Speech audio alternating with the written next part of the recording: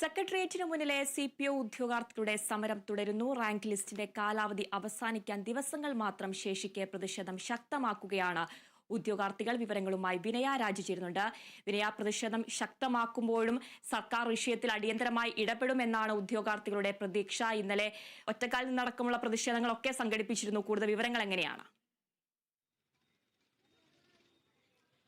അതിര ഭരണസിരാ കേന്ദ്രത്തിന്റെ ഒരു ഭാഗത്ത് ആശാ വർക്കർമാർ കഴിഞ്ഞ 63 ദിവസമായി രാപ്പകൽ സമരം നടത്തിക്കൊണ്ടിരിക്കുകയാണ്. മറുവശത്ത് നോക്കുകയാണെങ്കിൽ CPO ഉദ്യോഗാർത്ഥികളുടെ സമരവും തുടരുകയാണ്. ഇന്ന് 12ാം ദിവസമാണ് ഈ സമരം ആരംഭിച്ച ശേഷമുള്ളത്.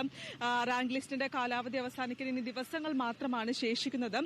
അതുകൊണ്ട് തന്നെ ഈ പ്രതിഷേധം ശക്തമാക്കാൻ തന്നെയാണ് CPO ഉദ്യോഗാർത്ഥികൾ, അല്ലെങ്കിൽ പ്രതിഷേധം ശക്തമാക്കുകയാണ് CPO ഉദ്യോഗാർത്ഥികൾ എന്ന് പറയുന്നത്. പ്രധാനമായും കഴിഞ്ഞ ദിവസങ്ങളിലടക്കം നമ്മൾ കണ്ടതാണ് ഭിക്ഷയാചിക്കുന്നു, കല്ലുപ്പിൽ ഒറ്റക്കാലിൽ നിന്നുകൊണ്ടുള്ള പ്രതിഷേധം. ഇത്തരത്തിൽ നിരവധിയായിട്ടുള്ള പ്രതിഷേധ മാർഗങ്ങളാണ് ഈ CPO ഉദ്യോഗാർത്ഥികളടക്കം തന്നെ സ്വീകരിച്ചു വരുന്നത്.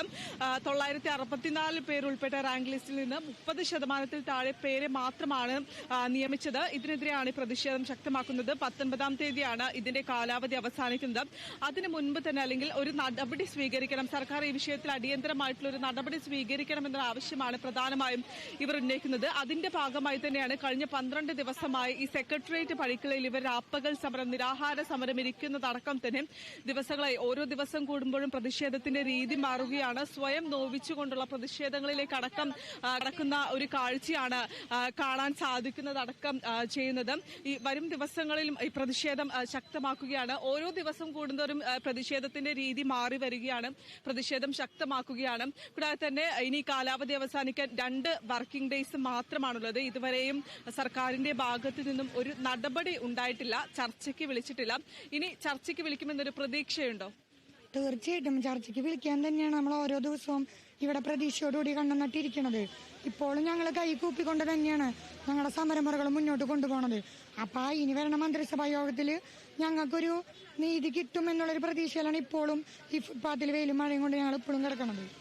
ഓരോ ദിവസം കൂടുമ്പോഴും ഈ പ്രതിഷേധത്തിന്റെ രീതികൾ മാറി വരികയാണ്. ഈ വരും ദിവസങ്ങളിലും ഏതെങ്കിലും തരത്തിലുള്ള പ്രതിഷേധ രീതികൾ സ്വീകരിച്ചിട്ടുണ്ടോ?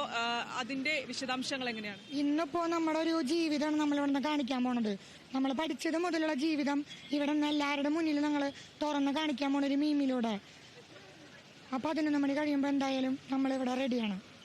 അത് ഒരു നാടകം പോലെയാണോ? അതെ അതെ, മൈമ പോലെ, മൈമ് പോലെയുള്ള പ്രതിഷേധ രീതി. ഇതേപോലെ തന്നെയാണ് ഓരോ ദിവസം കൂടുന്തോറും ഈ പ്രതിഷേധത്തിന്റെ രീതികൾ മാറി വരികയാണ്. ഇന്ന് ഇവരുടെ ജീവിതം അവതരിപ്പിച്ച് കാണിക്കുമെന്നാണ് പറയുന്നത്. മൈമിലൂടെ ഇവരുടെ ജീവിതം തുടക്കം മുതൽ ഇവർ എത്രത്തോളം കഷ്ടപ്പെട്ടിട്ടുണ്ട്. ഈ ഒരു CPO റാങ്ക് ലിസ്റ്റിൽ വരുന്നതിന് വേണ്ടി രാപ്പകലോളം തന്നെ കഷ്ടപ്പെടുന്ന ഉദ്യോഗാർത്ഥികളാണ്, കഷ്ടപ്പെട്ടിട്ടുള്ള ഉദ്യോഗാർത്ഥികളാണ്.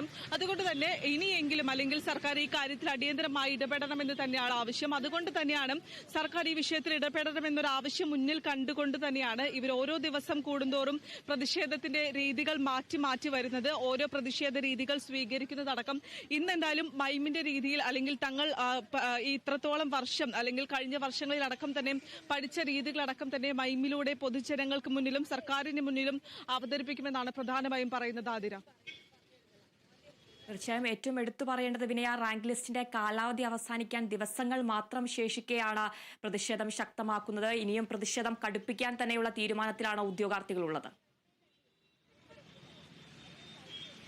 തീർച്ചയായും എന്തായാലും പ്രതിഷേധം കടുപ്പിക്കാൻ തന്നെയാണ് തീരുമാനം. 2 വർക്കിംഗ് ഡേയ്സ് മാത്രമാണ് ഇനിയുള്ളത്. മറ്റു ദിവസങ്ങളിലെല്ലാം തന്നെ അവധിയാണ്. 19-നാണ് ഈ റാങ്ക് ലിസ്റ്റിന്റെ കാലാവധി അവസാനിക്കാൻ പോകുന്നത്. ചുരുങ്ങിയ വിരലിൽ എണ്ണാവുന്ന ദിവസങ്ങൾ മാത്രമാണ് ഇനി ഇവർക്ക് മുന്നിൽ ശേഷിക്കുന്നുള്ളൂ. അതുകൊണ്ട് തന്നെ പ്രതിഷേധം ശക്തമാക്കാൻ തന്നെയാണ് തീരുമാനം. വലിയ രീതിയിലുള്ള പ്രതിഷേധങ്ങൾ അല്ലെങ്കിൽ പോലും ഈ സ്വയം വേദനിപ്പിച്ചുകൊണ്ടുള്ള ഒരു പ്രതിഷേധത്തിലേക്കാണ് ഉദ്യോഗാർത്ഥികൾ തുടക്കം മുതൽ തന്നെ കടന്നിട്ടുണ്ടായിരുന്നത്. നമ്മൾ കഴിഞ്ഞ ദിവസങ്ങളിലടക്കം ഇവരോട് സംസാരിച്ചപ്പോഴും വ്യക്തമാക്കിയിട്ടുണ്ടായിരുന്നത് തങ്ങൾക്ക് ഇതുവരെയും സമരം ചെയ്തിട്ടുള്ള ശീലമില്ല, എങ്ങനെയാണ് സമരം ചെയ്യേണ്ടതറിയില്ല, തങ്ങൾക്ക് അറിയുന്നത് പോലെയാണ് ഈ സമരം ചെയ്യുന്നത്. പ്രധാനമായും ആവശ്യം എന്ന് പറയുന്നത് സർക്കാരിന്റെ മുന്നിലേക്ക് എത്തിക്കുക, വിഷയം സർക്കാർ പരിഗണിക്കുക. നിരവധി പേരാണ് ഇതിനോടകം തന്നെ കുടുംബങ്ങളെയും കുട്ടികളെയും വിട്ടുനിൽക്കുന്ന നിരവധി പേർ ഈ കൂട്ടത്തിലുണ്ട്. പ്രായപരിധി പിന്നിടുന്ന ആളുകളുണ്ട്, കഷ്ടപ്പെട്ട് പഠിച്ചു വരുന്ന അല്ലെങ്കിൽ പഠിച്ച തങ്ങൾ ചോദിക്കുന്നത് ന്യായമായിട്ടുള്ള ആവശ്യങ്ങളാണ് എന്ന് തന്നെയാണ് ഈ ഉദ്യോഗാർത്ഥികൾ വ്യക്തമാക്കുന്നത്. എന്തായാലും ഈ ആവശ്യങ്ങൾ അംഗീകരിക്കുക അല്ലെങ്കിൽ സർക്കാർ ഈ ഒരു വിഷയത്തിൽ ചർച്ച നടത്തുന്നതുവരെ, സർക്കാർ അടിയന്തരമായി ഇടപെടുന്നതുവരെ ഈ പ്രതിഷേധം കൊണ്ടുപോകാൻ തന്നെയാണ് CPO ഉദ്യോഗാർത്ഥികൾ തീരുമാനിച്ചിരിക്കുന്നത്. ആതിര. ശരി, വിനയ രാജാണ് വാർത്തയുടെ വിവരങ്ങൾ നൽകിയത്.